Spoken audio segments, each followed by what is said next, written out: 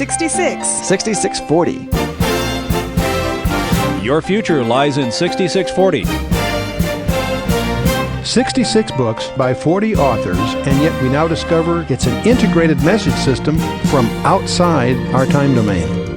Welcome to 6640, the ministry outreach of Koinonia House and Koinonia Institute. Today's Bible teacher is Dr. Chuck Missler, connecting the Bible to your life and the world around you. In today's study, Dr. Missler begins his teaching on the book of 2 Kings, chapters 1 through 3.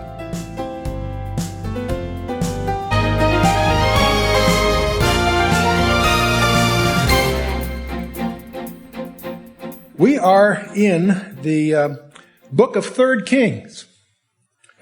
Most people don't, in the Septuagint, it's 1st, 2nd, 3rd, and 4th kingdoms. And in the Latin, they made it kings.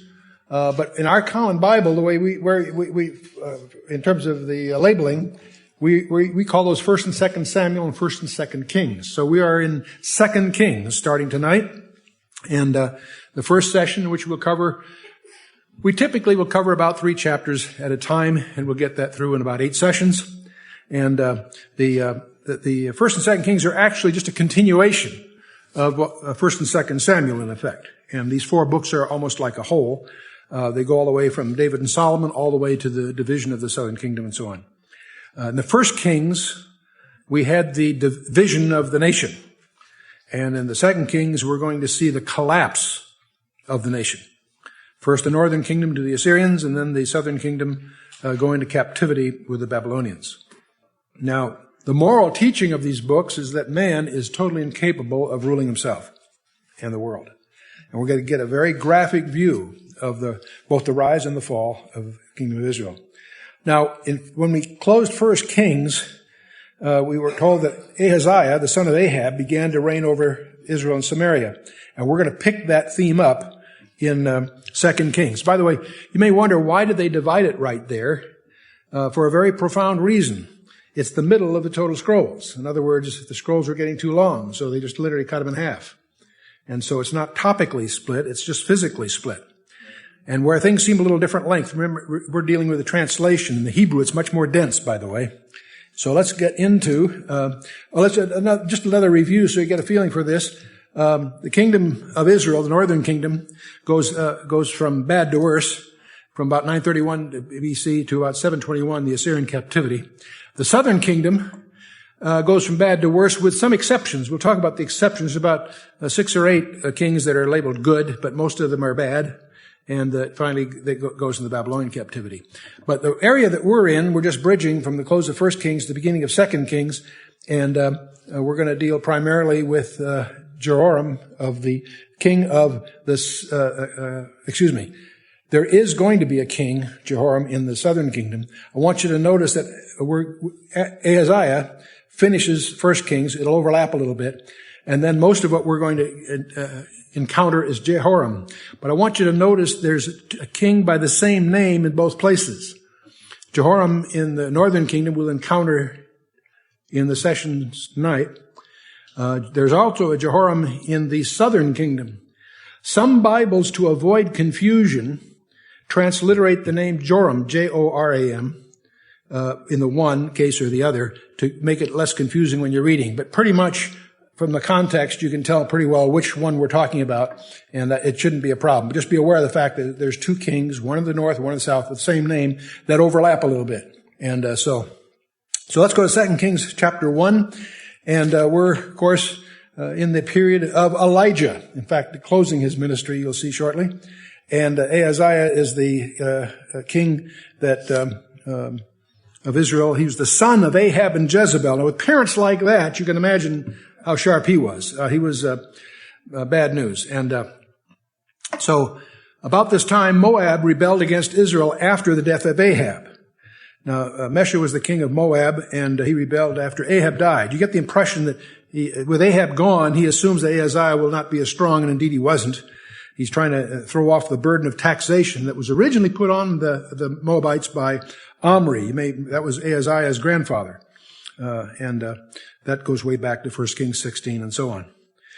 But his rebellion is not effective at first, but it did begin in Ahaziah's reign, and that tells you a little bit that Ahaziah must be at least viewed by him as a weaker king than Ahab. In verse 2, Ahaziah fell down through a lattice in his upper chamber that was in Samaria and was sick. And he sent messengers and said unto them, Go and inquire of Beelzebub, the god of Ekron, whether I shall recover of this disease. Now, I don't know how he fell through the lattice. It's not an unreasonable conjecture. He probably was drunk. But in any case, Samaria is the capital of the northern kingdom. And he fell through some kind of lattice, fell sick, and he's not going to recover from that, it'll turn out. That'll turn out to ultimately be fatal. But notice what he does, though. He sends messengers to inquire of Beelzebub, the god of Ekron. Now, Ekron was a city of the Philistines. Beelzebub is one of the pagan idols. Baal just means Lord of. There's lots of different Baals. Beelzebub is probably, by the way, a mischievous mistranslation. Beelzebul is really the Lord of the dwelling, or the Lord of the chambers. But some copyist, probably very early, changed one letter, so it's Beelzebub, which means Lord of the flies. Now, whether they really worship flies is a little debatable. What it probably is, it was just a mischievous switch, but you'll find Beelzebub, of course, very prominent through the literature, and when you translate it literally, it means Lord of the flies. But in any case, he's the god of Ekron. Now, the main point here, though, is Ahaziah is looking for a prediction as whether he's going to recover from the sickness he got from falling through this lattice. He doesn't go to the God of Israel. He goes to a pagan god. One of the recurring themes throughout this book is God's indignation at being ignored, not giving his rightful place. And that's going to be much of what will happen. We will not understand unless we really appreciate that we serve a jealous God. He claims to be right in the middle of the Ten Commandments in Exodus 20. And we need to understand that. And so anyway, here's Ahaziah looking for some prophetic word of encouragement, but through a pagan oracle. The point of this is a direct challenge to God himself.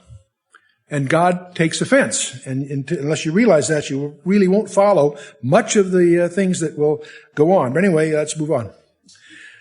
But the angel of the Lord said to Elijah, we're shifting gears here. This term, angel of the Lord, by the way, should be familiar to you. It is generally viewed by most scholars as a Old Testament pre-incarnate appearance of Jesus Christ. You don't have to insist upon that, but if you do your homework, I think you'll find a lot of substantiation. Genesis 22, verses 15 and 16, clearly makes the angel of the Lord phrase an idiom of the Lord Jesus Christ before his incarnation in the Old Testament. He appeared to Elijah many times, and other Old Testament leaders, Abraham, Moses, and Gideon, all had visitations by the angel of the Lord. And many of these, you can advance it's arguably more than just an angel. It's the angel of the Lord, or as an idiom probably for Christ himself. Anyway, the angel of the Lord said to Elijah the Tishbite. Now, this guy Elijah is familiar to you, and we're going to be seeing a little of his ministry before this is over. And then his mentor, the one he's mentoring, Elisha, which most people don't know that much about, but he's a far greater prophet than Elijah in many respects. So we'll look at that. But we're going to encounter both of these guys in these series here. But it says, anyway, he said to Elijah the Tishbite, Arise, go up to meet the messengers of the king of Samaria, and say to them, Is it not because there's not a God in Israel that you go to inquire of Beelzebub, the god of Ekron?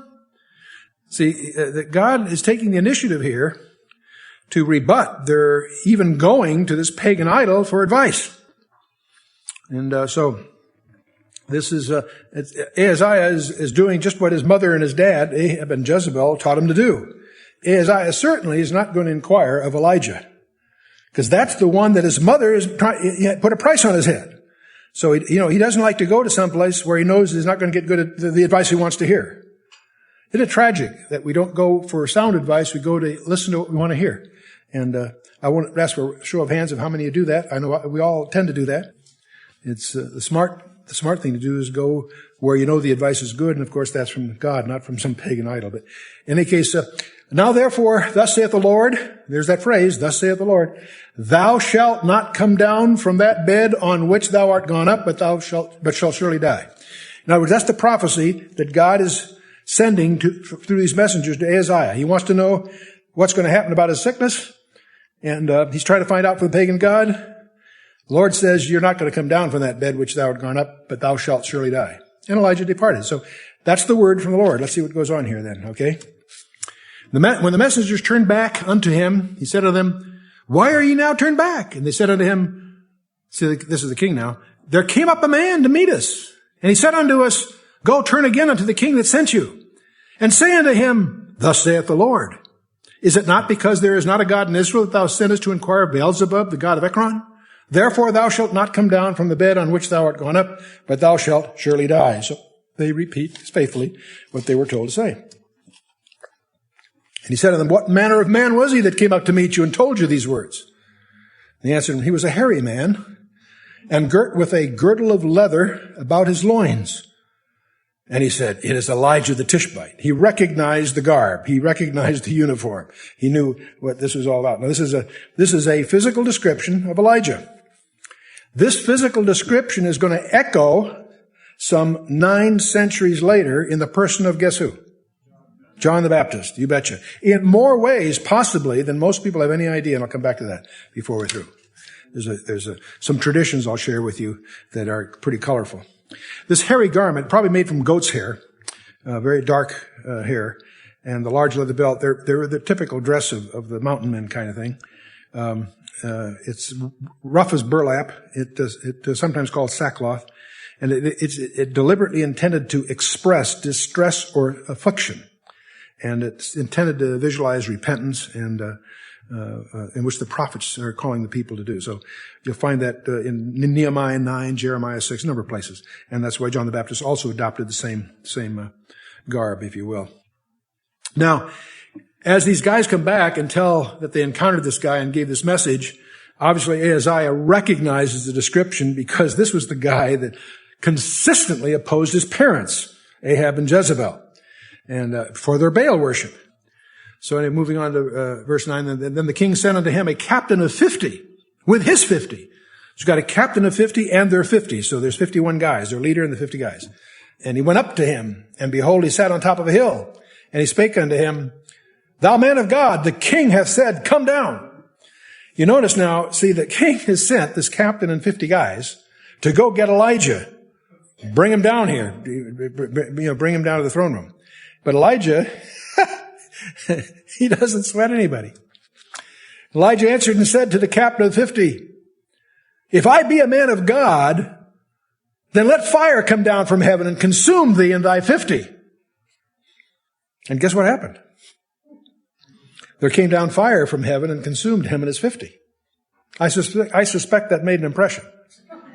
You know, when you first read this story, it may seem like an unnecessary demonstration of power. See, Ahaziah is showing complete contempt for Elijah, but in so doing, he's insulting the God who sent him. And our God is a jealous God. And he's going after this prophet like an outlaw, and to drag him before the throne and so forth. You would think that these guys, seeing Elijah up on the hill, would be reminded when Elijah was on the hill at Mount Carmel a few chapters ago and had that incredible demonstration that we talked about in our previous sessions. And you think they'd remember. You think they'd have a little trepidation.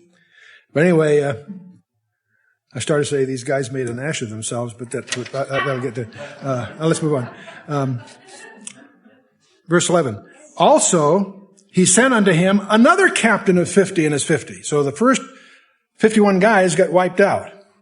So another captain with another 50 are sent. And he answered and said to him, O man of God, thus hath the king said, come down quickly. This guy apparently is a slow learner. Elijah answered and said to them, if I be a man of God, let fire come down from heaven and consume thee and thy 50. And the fire of God came down from heaven and consumed him and his 50. Well, there's a third guy who's been taking notes. And he sent again a captain of a third 50 and his 50. And the third captain of 50 went up and came and fell on his knees before Elijah and besought him and said unto him, O man of God, I pray thee, let my life and the life of these 50 thy servants be precious in thy sight. You know, this guy is using his head. And He's not being aggressive. He's begging for mercy. And when you beg for mercy, God will extend his mercy. So we get to verse 14. Behold, there came down fire from heaven and burned up the two captains of the former 50s and their 50s. He's continuing, that's continuing the quote. Behold, there came down fire from heaven and burnt up the two captains of the former 50s with their 50s. Therefore, let my life now be precious in thy sight. And the angel of the Lord said unto Elijah, go down with him. Be not afraid of him. And he arose and went down with him unto the king. So the third guy handled it a little differently and survived the ordeal. And he said unto him, thus saith the Lord, forasmuch as thou hast sent messengers to inquire of Beelzebub, the god of Ekron, is it not because there is no God in Israel to inquire of his word? Therefore thou shalt not come down off that bed on which thou art gone up, but shalt surely die. So Elijah repeats in person to the king the prophecy that he actually had passed through the messengers a bit earlier. And by the time, this is about the sixth time that God told Elijah to go or leave and so forth. And I won't go through all the thing there, that's fine. But this whole incident is just like the Mount Carmel incident in terms of the lessons it's intended to teach, namely that God is in control, he is sovereign, and he guards that sovereignty very jealously. And verse 17, so he died according to the word of the Lord which Elijah had spoken. And Jehoram reigned in his stead in the second year of Joram, the son of Jehoshaphat, king of Judah, because he had no son. The one who had no son is Ahaziah that died. The grammar is a little confused the way it's translated. See, Ahaziah died. He did not have any sons, so his brother, Joram, takes the throne. But Joram reigns instead in the second year of Joram, the son of Jehoshaphat, king of Judah. Don't get confused. We're not going to be dealing too much with Joram, the southern kingdom king. Most of our narrative is going to be in the northern kingdom, so it shouldn't confuse you. It caused some confusion because Jehoram is the name of both of them. And I haven't adopted the convention that some Bibles do where they spell it differently to avoid the confusion, but let's just go on with it. Now, the rest of the acts of Ahaziah, which he did, are they not written in the book of the Chronicles of the Kings of Israel? So this, in a sense, in a logical sense, closes off where 1 Kings might have closed off. But we got what we've had so far is sort of a carryover from where we were before. But now we are in 2 Kings chapter 2, and this is the famous event of, you'll excuse the expression, the rapture of Elijah. And the word is translation by most people, but it's the same concept that we're going to be hitting head on here. This is when Elijah closes his ministry at the end. 2 Kings chapter 2 verse 1, it came to pass when the Lord would take up Elijah into heaven by a whirlwind, that Elijah went with Elisha from Gilgal. And this is the conclusion of Elijah's life.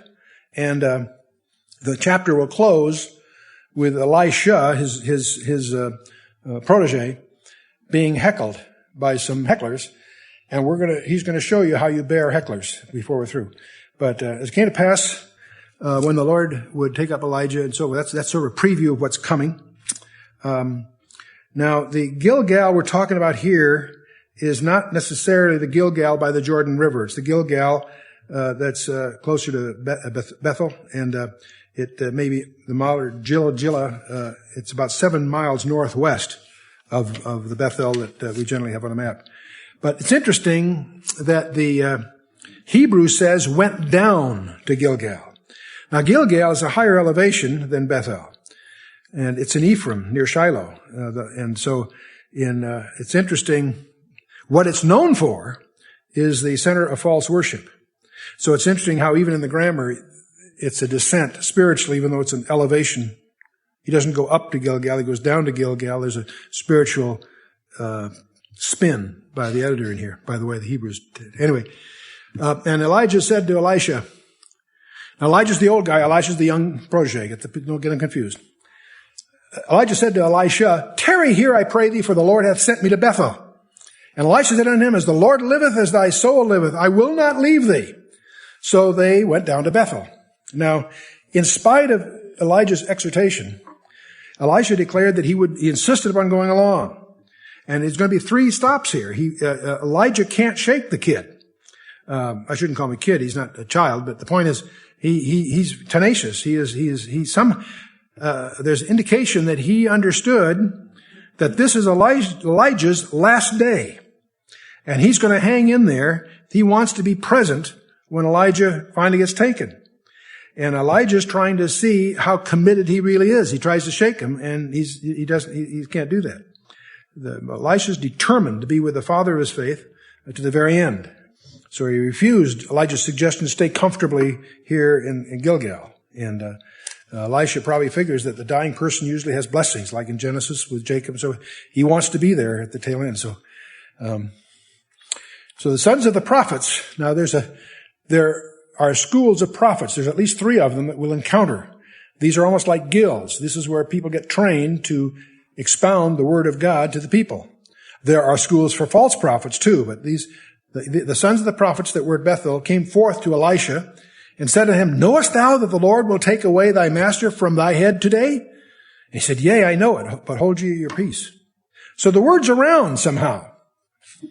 And Elijah said unto him, "Elisha, tarry here, I pray thee, for the Lord hath sent me to Jericho." And he said, "As the Lord liveth, as thy soul liveth, I will not leave thee." So they went together to Jericho. First to Gilgal, now to Jericho, and then they'll go to the Jordan shortly. And the sons of the prophets that were at Jericho came to Elisha and said unto him, "Knowest thou that the Lord will take away thy master from thy head today?"